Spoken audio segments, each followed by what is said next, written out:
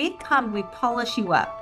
It's like you come as an arrow and we polish you up and send you out. Lead My Life is learning how to develop the leader within you, that you can go out and lead women.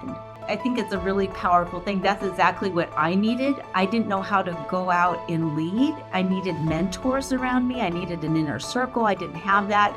And so I want to be that for these women.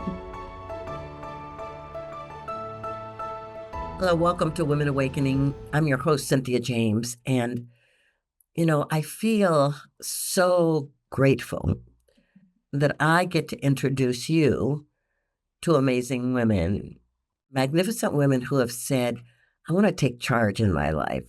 I want to be a way shower, and I want to help other people find their way.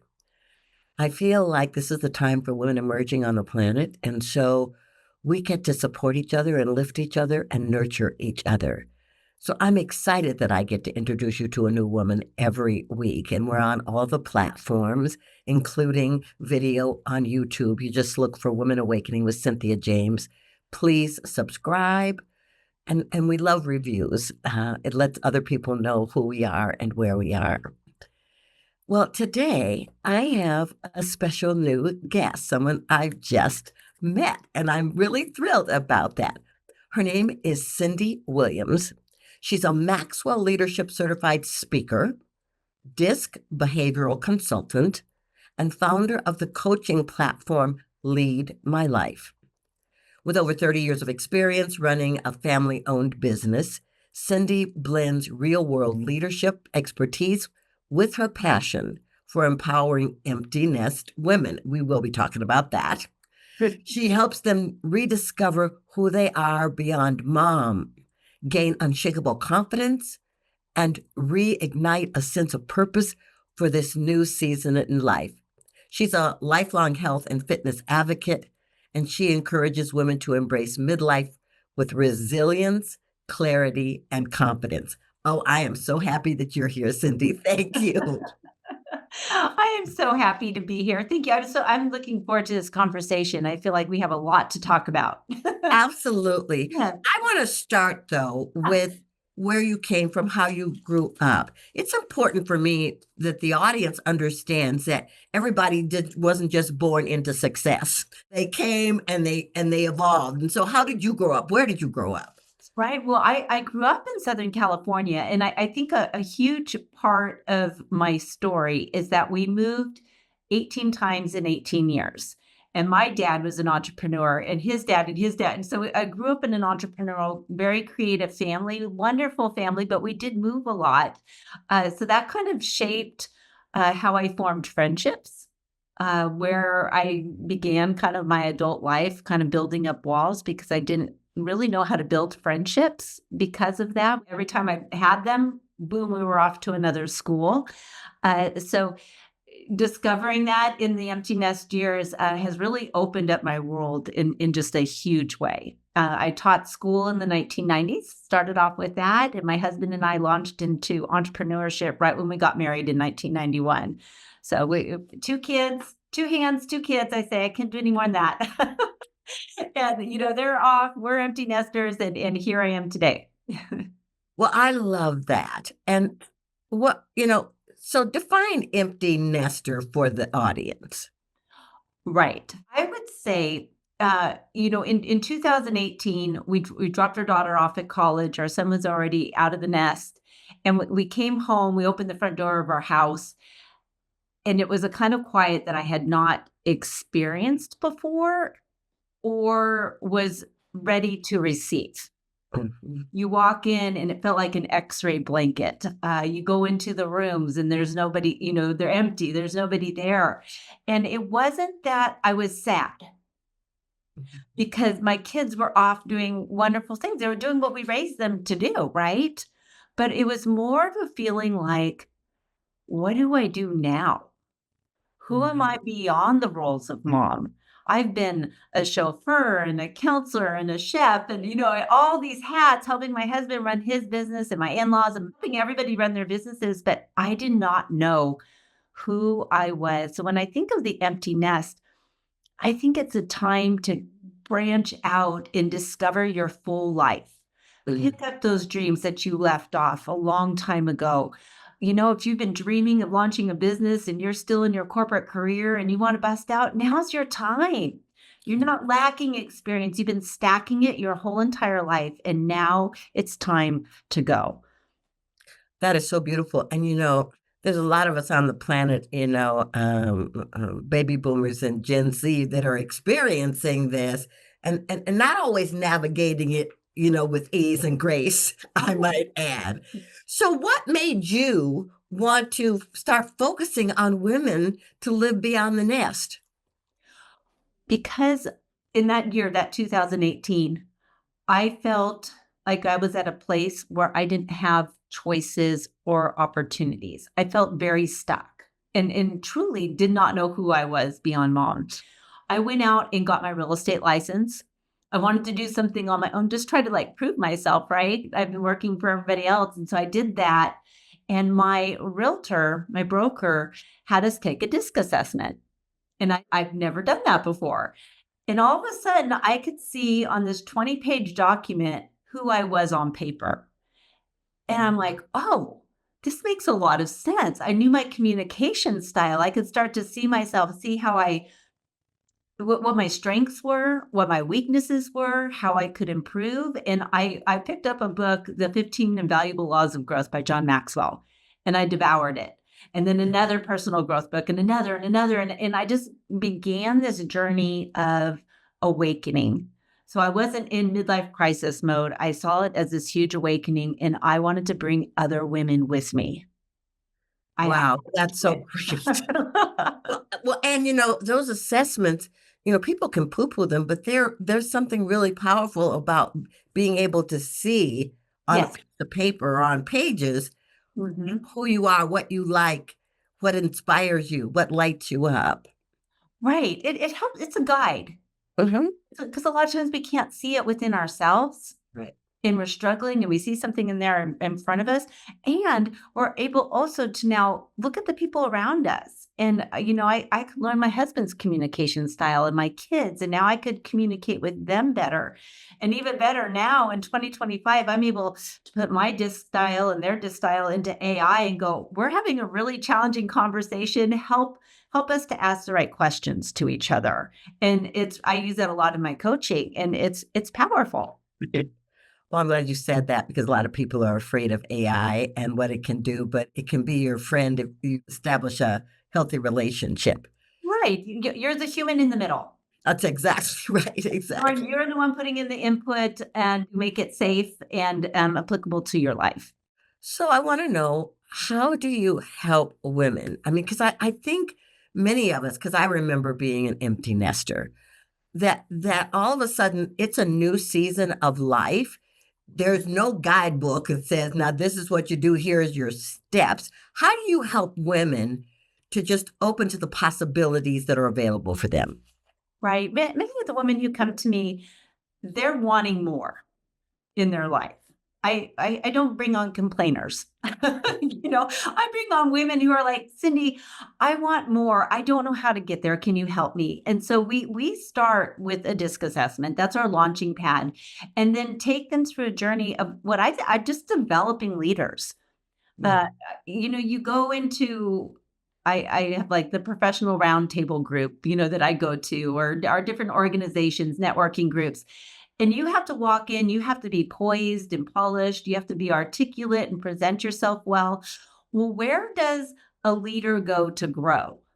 Where does a leader go, I don't know what to say. When they give me the mic for 30 minutes or 30 seconds, I don't know how to talk about myself. And so we polish you up.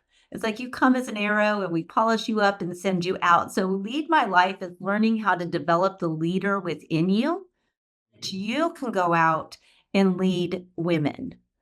And so I think it's a really powerful thing. That's exactly what I needed. I didn't know how to go out and lead. I needed mentors around me. I needed an inner circle. I didn't have that. And so I want to be that for these women. That is so beautiful. So when these women come, what's the common threads of fears and doubts that they have about moving forward? I'm out of time. Mm. I'm out of time.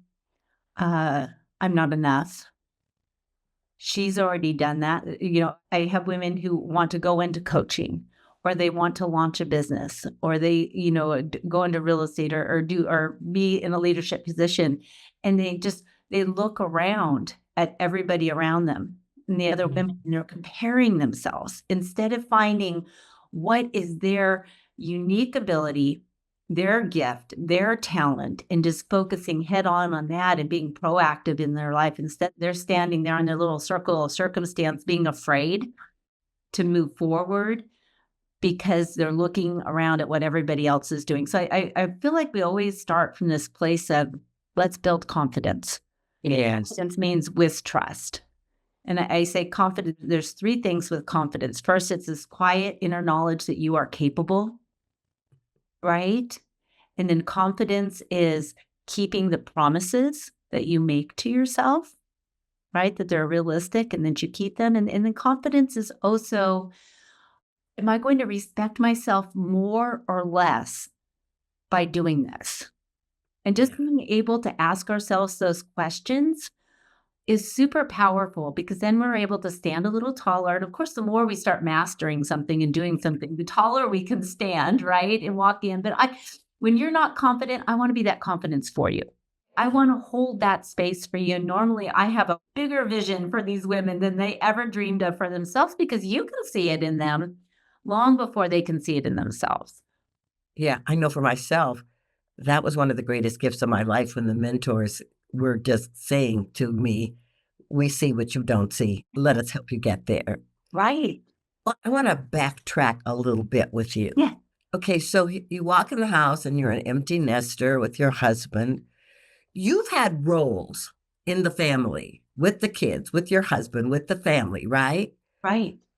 What did you notice or discover about the shifting in these relationships when you were no longer in the position you had been for all those years? We just talked about this in our coaching community. There's a shift in the mom role, obviously. And our adult children do not always behave exactly how we expect them to, right? Because they're their own people.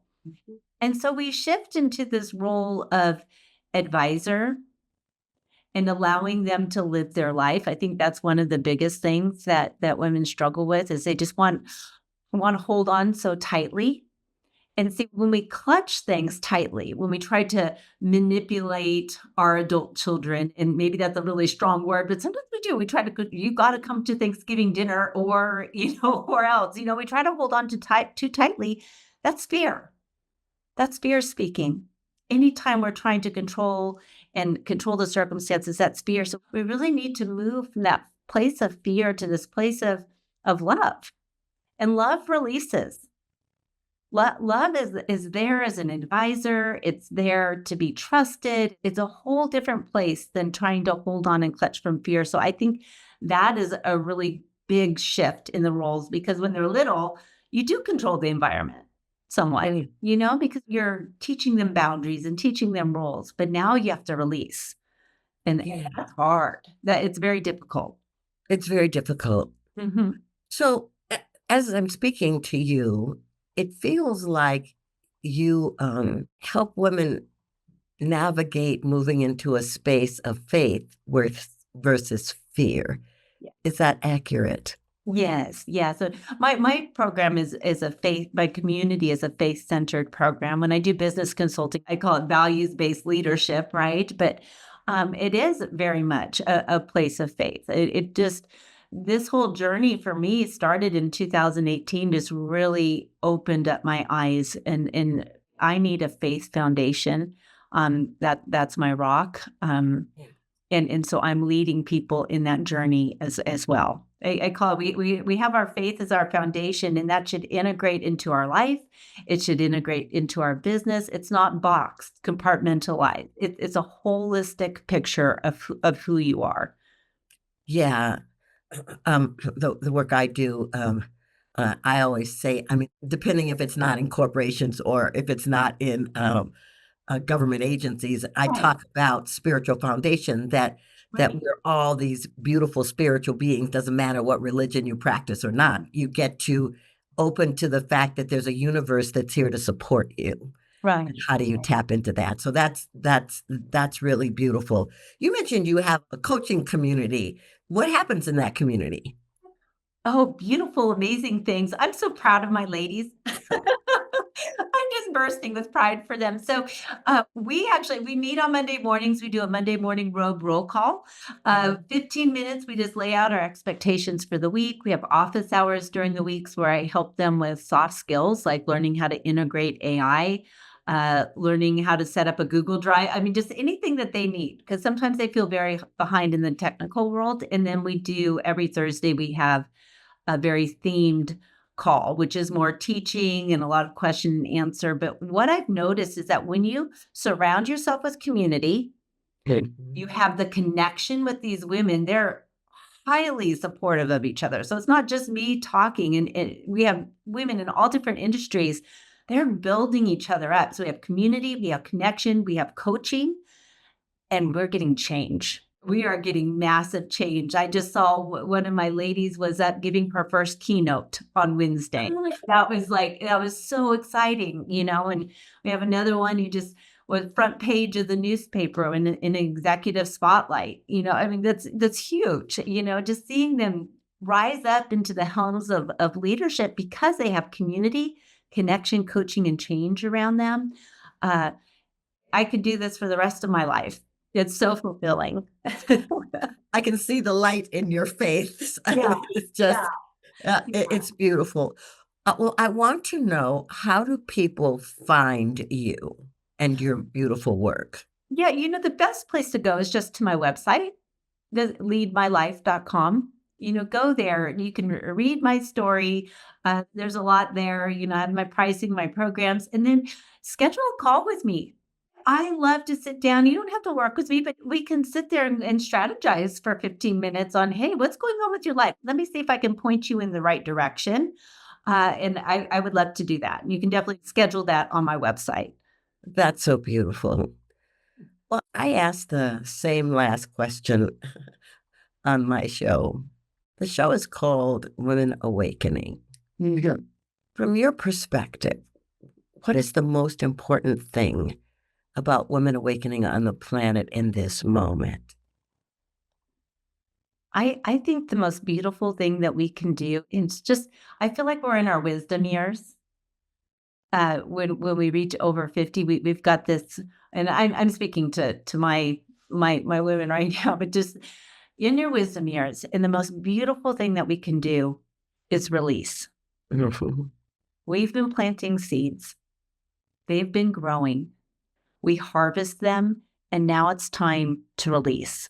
Release them into the world. I feel that wealth is not accumulation. True wealth is a release of all that we've been growing during our life. Or a release, yes, resources, financial, sure, but release of our energy that we have from building our health, release in our relationships, all of that. Just be able to release from the overflow of our lives that we've been building up.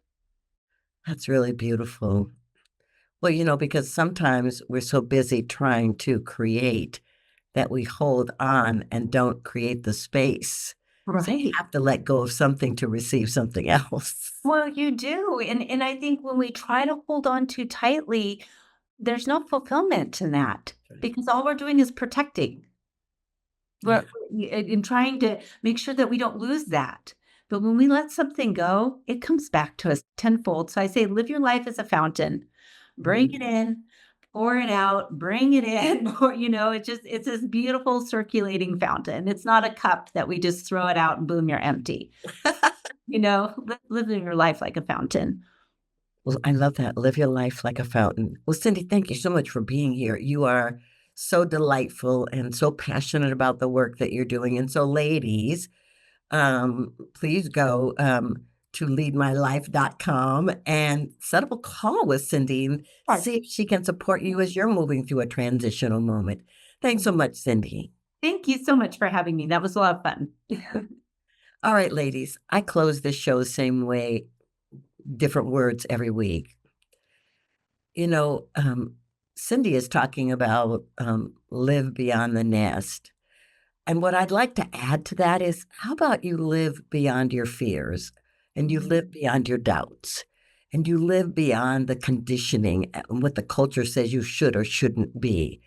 What if you just were willing to tap into that eternal flow within you? I love it. Lead your life like a fountain. Thanks Mhm. so much for being here, everybody. I love you, and I'll see you next time.